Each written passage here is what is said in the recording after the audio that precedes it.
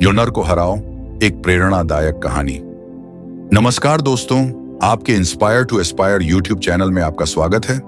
अगर आप मेरे चैनल पर नए हैं तो सब्सक्राइब करें, क्योंकि यहाँ की हर कहानी आपको कुछ न कुछ सिखाती है। रात का समय था, चारों तरफ सन्नाटा था। 18 साल का रवि अपने कमरे में बैठा हुआ किताबों के पन्ने पलट रहा था, लेकिन उसका मन पढ़ाई में नहीं लग रहा था। अगले दिन उसका एक बड़ा प्रेजेंटेशन था और उसे डर लग रहा था कि वह सबके सामने बोल पाएगा या नहीं। उसके हाथ पसीने से भीग रहे थे, दिल तेजी से धड़क रहा था। यह डर नया नहीं था, वह हमेशा बड़े मौकों पर डर जाता था और पीछे हट जाता था। रवि के पिता यह सब देख रहे थे। उन्होंने रवि के पास आकर कहा, बेटा, डर तुम्हें रोकने के लिए नहीं, तुम्हें आगे बढ़ाने के लिए आता है। रवि ने हैरानी से उनकी तरफ देखा। कैसे पापा?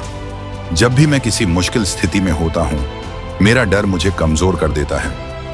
पिता मुस्कुराए और बोले, तुम्हें एक कहानी सुनाता हूं। बहुत समय पहले की बात है।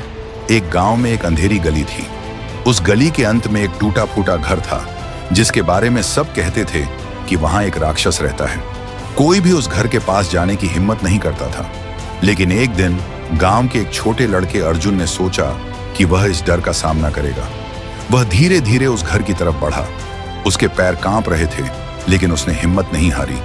जब वह घर के करीब पहुंचा तो देखा कि दरवाजा हल्के से खुला हुआ था। वह धीरे धीरे अंदर गया और देखा कि वहां सिर्फ एक पुरानी मूर्ति थी, जो अजीब सी लग रही थी।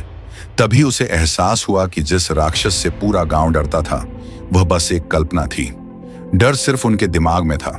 उस दिन अर्जुन ने सीखा कि डर तभी तक बड़ा लगता है जब तक हम उसका सामना नहीं करते। रवि ने यह कहानी सुनी और गहरी सोच में पड़ गया। उसके पिता बोले, बेटा, डर भी उस राक्षस की तरह होता है। जब तक हम उससे भागते रहते हैं, वह बड़ा लगता है, लेकिन जैसे ही हम उसका सामना करते हैं, हमें एहसास होता है कि वह उतना भयानक नहीं था। अगले दिन रवि ने अपने डर का सामना किया। मंच पर जाने से पहले उसका दिल जोर जोर से धड़क रहा था, लेकिन उसने खुद से कहा, मैं यह कर सकता हूं। उसने गहरी सांस ली और बोलना शुरू किया। धीरे धीरे उसका डर गायब होने लगा और अंत में उसने शानदार प्रेजेंटेशन दिया। जब वह मंच से उतरा तो उसके चेहरे पर मुस्कान थी। उसे एहसास हुआ कि बैनस्टर को हराने का सबसे अच्छा तरीका है उसका सामना करना। सीख: डर से भागने की बजाय उसका सामना करें। जब आप अपने डर को देखेंगे तो वह खुद ही छोटा लगने लगेगा। डर के आगे जीत है,